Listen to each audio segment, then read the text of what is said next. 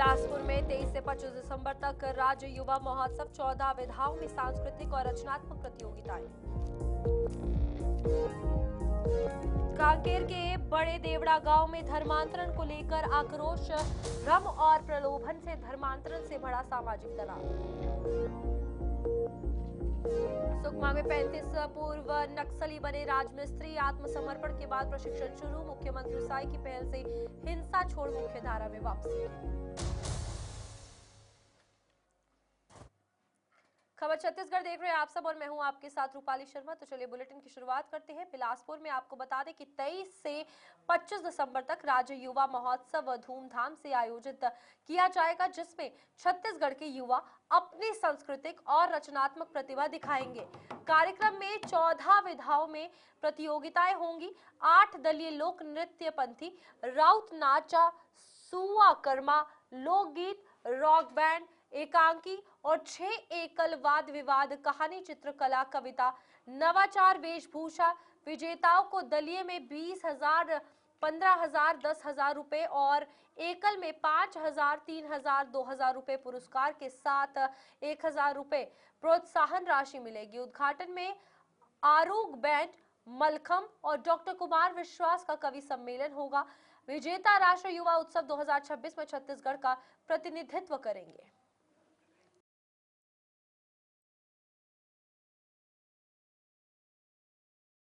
कांकेर जिले के आमाबेड़ा क्षेत्र में बड़े देवड़ा गांव में धर्मांतरण को लेकर समाज में भारी आक्रोश और नाराजगी देखने को मिली है।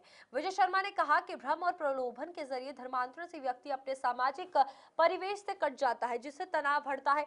घटना के बाद पुलिस ने कड़ी मशक्कत कर हालात नियंत्रित किए और कई लोगों को सुरक्षित निकाला। शर्मा ने बताया कि धर्म स्वतंत्र अधिनियम के तहत प्रस्तावित बिल में संशोधन के बाद इसे अगली बार पेश किया जाएगा। उन्होंने समाज में सतर्कता और सुधारात्मक कदम उठाने की आवश्यकता पर जोर दिया है। में बहुत बड़े तबके में इस बात से बड़ी नाराजगी है कि भ्रमित करके प्रलोभन से और विभिन्न माध्यमों से धर्मांतरण करा लिया जाता है। और धर्मांतरण में होता क्या है कि जो व्यक्ति जहाँ का है वो अचानक वहाँ से अलग का व्यक्ति हो जाता है, अलग परिवेश का हो जाता है, उसके माने वो स्वयं खड़े खड़े ही अलग हो जाता है सबसे। ऐसी ही परिस्थिति कांकेर जिले के आमाबेड़ा के समीप बड़े तेवड़ा गांव में भी हुआ है।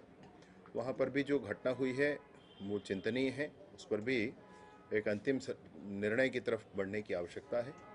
वर्तमान में पूरी स्थिति नियंत्रण में है और पुलिस ने उसमें बहुत अच्छा काम किया है, बहुत से लोगों को बचाया है। बड़ी संघर्ष की स्थिति थी, लेकिन जो लोग इस अभियान में जुटे हैं, जो गाँव के व्यक्तियों को गाँव से ही अलग बना देते हैं, ऐसी प्रक्रियाओं पर भी लोगों के मन में बड़े आक्रोश है। कांकेर वाले जिले में वर्तमान में तो सब ठीक है, परंतु बड़ी मशक्कत हुई है। समाज में बड़ा आक्रोश भी दिखा है। सुकमा के पुनर्वास केंद्र में 35 पूर्व नक्सलियों, 15 महिलाएं, 20 पुरुष ने आत्मसमर्पण कर राजमिस्त्री प्रशिक्षण लिया है।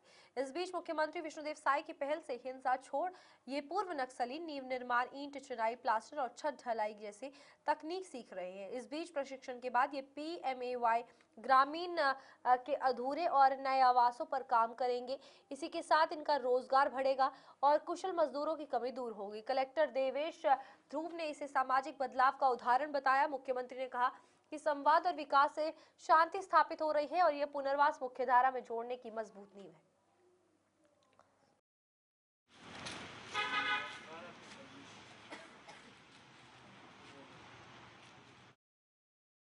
SIR निर्वाचन सचिव यशवंत कुमार ने बताया कि मैपिंग प्रक्रिया 22 दिसंबर तक जारी रहेगी। वर्ष 2003 की मतदाता सूची में नाम ना होने वाले लोग नो मैपिंग श्रेणी में आते हैं, जिनकी संख्या 3% से भी कम है। रोड शो या अन्य माध्यमों से सामने आने वाले लगभग 2% व्यक्तियों से आवश्यक दस्तावेज मांगे जाएंगे। दस्तावेजों के सत्यापन के बाद नोटिस जारी कर उनके नाम मतदाता सूची में जोड़े जाएंगे। ये प्रक्रिया सुनिश्चित करेगी कि सभी पात्र नागरिकों की चुनावी भागीदारी सुरक्षित रहे और मतदाता सूची अद्यतन और सटीक बनी रहे। ये नहीं है, ऐसा नहीं है। जिनके नाम 2003 में नहीं है वो नो मैपिंग में आएंगे, उसकी प्रतिशत बहुत कम है। 3% से भी कम वो आज की संख्या में आ गए हैं और अभी ये मैपिंग चल ही रही है। मैपिंग की प्रक्रिया 22 तारीख तक चलेगी, 22 दिसंबर तक चलेगी। तो होप्स हो कि 2%, लेटर सपोज 2% ऐसे लोग आ जाते हैं, इट्स वेरी मिनिमल। और जो 2% भी आएंगे उनका जो डॉक्यूमेंट वो देंगे उसके आधार पे उनको नोटिसेज जाएंगे, वो नोटिसेज जाएंगे, वो डॉक्यूमेंट प्रदान करेंगे और डॉक्यूमेंट को चेक करके फिर उनका नाम जोड़ा जाएगा। वाड्रफ नगर सिविल अस्पताल में स्वास्थ्य सेवाओं की गंभीर लापरवाही उजागर हुई है। अस्पताल ने बड़ी मात्रा में एक्सपायरी हो चुकी इंजेक्शन और टैबलेट्स को उचित तरीके से डिस्पोज नहीं किया, जिससे मरीजों और समुदाय की सुरक्षा खतरे में पड़ सकती है। इस घटना ने सार्वजनिक स्वास्थ्य प्रणाली में निष्क्रियता और लापरवाही की गंभीरता को स्पष्ट किया है। विशेषज्ञों और स्वास्थ्य विभाग को इस मामले की त्वरित जांच कर आवश्यक कार्रवाई करनी चाहिए। ऐसे कदम स्वास्थ्य सेवाओं की गुणवत्ता सुधारने और नागरिकों की सुरक्षा सुनिश्चित करने के लिए अनिवार्य है।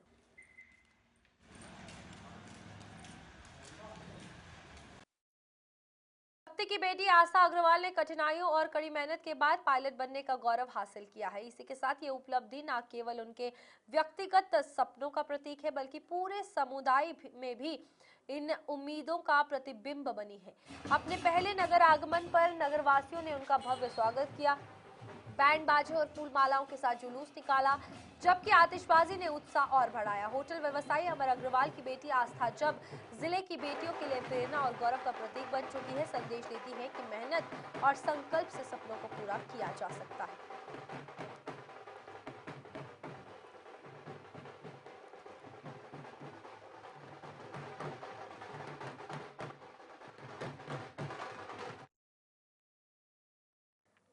एसआईआर इनॉग्रेशन फेज सफलतापूर्वक पूरा हो गया है। 18 दिसंबर तक 100% फॉर्म कलेक्ट कर लिए गए। हालांकि 27, 34 और 817 फॉर्म अनक्लेरेटेड है और रह गए हैं इस बीच, जिनके लिए कई नोटिस जो है वो जारी नहीं किए जाएंगे। यदि किसी व्यक्ति का नाम गलती से अनकलेक्टेड रहता है तो सूची में रह गया है, वह शिफ्टेड कैटेगरी जैसे मोहल्ला या गांव बदलने वाले में आता है, तो वह अपना नाम पुनः जुड़वा सकता है। इसके लिए फॉर्म 6 भरना अनिवार्य है और इस बार फॉर्म के साथ साथ घोषणा पत्र भी जमा कराना होगा। ये प्रक्रिया सुनिश्चित करती है कि सभी संबंधित नाम सूची में सही ढंग से शामिल हो गए हैं। उनके नाम कहीं और भी थे तो इस कारण से उन्होंने जमा नहीं किया। वैसे जो अब्सेंट थे और जो शिफ्टेड थे, ये इतने प्रकार के जो अनकलेक्टेड डॉक्यूमेंट थे, इनुमरेशन फॉर्म रहे, वो टोटल 27,34,817 रहे। इनको नोटिसेज नहीं जाएंगे। हालांकि यदि किसी को लगता है कि उनका नाम गलती से अनकलेक्टेड में रह गया है या उनको वो लगता है, वो जो शिफ्टेड लोग हैं, इसमें काफ़ी बड़ी संख्या शिफ्टेड लोगों की है, जो एक मोहल्ले से दूसरे मोहल्ले में शिफ्ट कर गए, एक गांव से दूसरे गांव में शिफ्ट कर गए, एक शहर से एक एसी से दूसरे एसी में शिफ्ट कर गए हैं। इस तरीके से लोग जो शिफ्ट कर गए हैं वो अपना नाम जुड़वा सकते हैं। जुड़वाने के लिए फॉर्म 6 होता है, लेकिन इस बार एसआईआर में प्रक्रिया थोड़ी सी बदली हुई है। फॉर्म 6 के साथ साथ उनको घोषणा पत्र भी देना पड़ेगा, क्योंकि एसआईआर में हमने 2003 के जो एसआईआर का डेटा था, जिसमें या तो उनका नाम या उनके माता पिता का नाम थे, उनसे मिलान करके किया गया है, तो फिर से उनको घोषणा पत्र देना पड़ेगा, जिसके आधार पर ईआरओ चेक करेगा और फिर उनका नाम जोड़ा जाएगा। तो ये प्रक्रिया रहेगी। अभी इनुमरेशन फॉर्म की इनुमरेशन फेज की चूँकि समाप्ति हो गई है, इसके बाद हम डेटा प्रिपेयर कर रहे हैं और ड्राफ्ट पब्लिकेशन होगा 23 दिसंबर को। इसका ड्राफ्ट पब्लिश किया जाएगा। इस ड्राफ्ट पब्लिकेशन में सभी ईआरओ के द्वारा डिस्ट्रिक्ट लेवल पे हम सभी पॉलिटिकल पार्टीज़ को भी फॉर्म डेटा देंगे और सभी लोगों के लिए हम अपने छत्तीसगढ़ सीओ के वेबसाइट पे सभी लोगों को देखने के लिए वेबसाइट पे भी उसकी सूची प्रदर्शित करेंगे, ताकि कोई भी मतदाता अगर उनको लगता है कि उनका नाम गलती से कट गया है या कोई गलत जानकारी है या नाम में कुछ मिस्टेक है, स्पेलिंग मिस्टेक है, किसी भी तरीके का संशोधन करना चाहते हैं, सुधार करना चाहते हैं, तो वो दावा आपत्ति अप्लाई करेंगे, जिसकी अवधि 1 महीने रहेगी। तो इस 1 महीने में कोई भी क्लेम्स एंड ऑब्जेक्शंस दे सकते हैं और इसी 1 महीने में साथ साथ क्लेम्स एंड ऑब्जेक्शंस निपटाए भी जाएंगे। ईआरओ के द्वारा इस क्लेम्स एंड ऑब्जेक्शंस का निपटान किया जाएगा। छत्तीसगढ़ निवेश का नया केंद्र बन चुका है, जहां पर नवंबर 2024 से 219 परियोजनाओं के लिए 7.83 लाख करोड़ रुपए की प्रतिबद्धताएं हुई हैं, जिससे 1.5 लाख नौकरियां सृजित होंगी। इनमें से 9 परियोजनाएं 6,063 करोड़ चालू हैं और 109 निर्माणाधीन या भूमि आवंटित है। इस बीच निवेश बस्तर, रायपुर और बिलासपुर में समापन रूप से वितरित हो रहा है, जिसमें सेमीकंडक्टर, एआई और ऊर्जा और स्वास्थ्य क्षेत्र प्रमुख है। पॉलीमेटेक का 10,000 करोड़ का सेमीकंडक्टर संयंत्र, रैक बैंक का 1,000 करोड़, एआई डेटा सेंटर और बस्तर में 350 बिस्तर अस्पताल प्रमुख परियोजनाएं हैं। वन क्लिक डिजिटल भूमि और जन विश्वास अधिनियम से निवेश प्रक्रियाओं में भी तेजी आई। स्पेशल सब्सिडी वगैरह का प्रावधान भी रखे हैं। अभी जैसे हमारे सेक्रेटरी साहब ने बताया कि इमली वगैरह का फैक्ट्री लग रहे हैं। जब आप जैसे पूछ रहे हैं कि 1,60,000 करोड़ का निवेश, तो निश्चित तौर पर हम लोग प्रयास जारी है और वहाँ पर निवेश होगा। बस्तर क्षेत्र हो या सरगुजा क्षेत्र हो, हमारे अनुसूचित जाति जनजाति के जो भाई बहन हैं उनको 1 रुपया एकड़ में भी जमीन देने का प्रावधान है। अलग से उनको सब्सिडी देने का भी प्रावधान है। तो इस तरह से हम लोगों ने अपना योजना बनाई है और निश्चित तौर पर हमारा प्रयास सफल होगा और बस्तर क्षेत्र, सरगुजा क्षेत्र में ज़्यादा से ज़्यादा उद्योग स्थापित हो गए। इसके लिए सरकार पूरा दृढ़ संकल्पित होकर प्रयास कर रहा है। नक्सली पीड़ित हमारे भाई बहन हैं, उनको भी बहुत सारा अनुदान सब्सिडी का भी काम रखा गया है ताकि उद्योग लगाएं और मुख्य धारा से जुड़कर एक अच्छा काम करें। इसके लिए भी प्रयास किया गया है। तो निश्चित तौर पर सरकार की प्रयास जारी है और जहां जहां पर उद्योग नहीं लगे हैं उस क्षेत्र में उद्योग लगे, इसके लिए हमारा। रायपुर के स्वामी विवेकानंद एथलेटिक स्टेडियम में 19 से 20 दिसंबर तक राष्ट्रीय ट्रांसजेंडर खेल प्रतियोगिता का भव्य उद्घाटन हुआ है। समता का महोत्सव थीम पर आयोजित इस प्रतियोगिता में पंजाब, दिल्ली, उत्तर प्रदेश, झारखंड और उड़ीसा सहित कई राज्यों के ट्रांसजेंडर एथलीट भाग ले रहे हैं। छत्तीसगढ़ मित्रा संकल्प समिति और सामाजिक कल्याण विभाग के समर्थन से आयोजित इस कार्यक्रम का उद्देश्य ट्रांसजेंडर समुदाय को खेल के माध्यम से गरिमा, पहचान और आत्मविश्वास प्रदान करना, रूढ़ियों को चुनौती देना और सामाजिक परिवर्तन लाना है। All the best. All the best. Thank you. All the best. नए साल से पहले रायपुर पुलिस ने विधानसभा थाना क्षेत्र के एक फार्म हाउस में चल रही अवैध नशे की पार्टी पर छापा मारा है और 21 युवक युवतियों को गिरफ्तार किया है। सभी आरोपी नशे की हालत में पाए गए। पुलिस ने मौके से नशीले पदार्थ और आपत्तिजनक सामग्री भी जब्त की है। कार्रवाई सूचना के आधार पर की गई और आरोपियों को कोर्ट में पेश कर जेल भेजा गया है।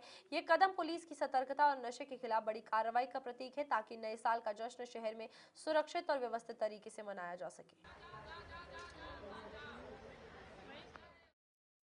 रायपुर में अपराध रोकथाम के लिए पुलिस ने पैदल पेट्रोलिंग तेज कर दी है। एसएसपी डॉक्टर लाल उमेद सिंह ने लाखी नगर से चांदनी चौक तक खुद निरीक्षण कर अधिकारियों को दिशा निर्देश दिए हैं। पेट्रोलिंग में थाना क्षेत्रों में पैदल वाहन और 112 टीमों के माध्यम से भीड़भाड़ वाले स्थानों, पार्कों और चौराहों पर नशेड़ियों, गुटबाजों और संदिग्धों की जांच की जा रही है। शराब पीने और धारदार हथियार रखने वालों पर कड़ी कार्रवाई की जा रही है।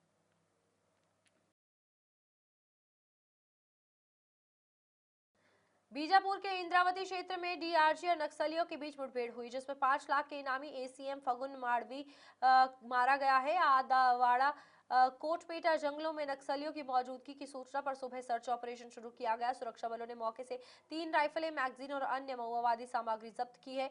एसपी डॉक्टर जितेंद्र यादव ने बताया कि फायरिंग रुक रुक कर जारी रही और अभियान सफलतापूर्वक संपन्न हुआ। यह ऑपरेशन नक्सल प्रभावित क्षेत्र में सुरक्षा बलों की कार्रवाई और नक्सलियों पर दबाव बढ़ाने की महत्वपूर्ण कड़ी साबित हुआ है। कोरबा वन मंडल के बालको रेंज अंतर्गत अजगर बहार ग्राम पंचायत के ग्राम गौर बोरा में हाथियों के उत्पात का सिलसिला लगातार तीसरे दिन गंभीर रूप ले गया है। महेंद्र सिंह बांझवार अपने घर में सो रहे थे, तभी एक हाथी ने उन पर हमला कर उन्हें कुचल दिया। इससे पहले ग्राम चेतमा और बिंजरा में भी 2 महिलाओं की जान गई थी। इन घटनाओं से ग्रामीणों में आक्रोश और भय बढ़ गया है। लोग वन विभाग की असफलता पर नाराज हैं और मांग कर रहे हैं कि भविष्य में ऐसी घटनाओं से बचाव के लिए प्रभावी कदम उठाए जाए।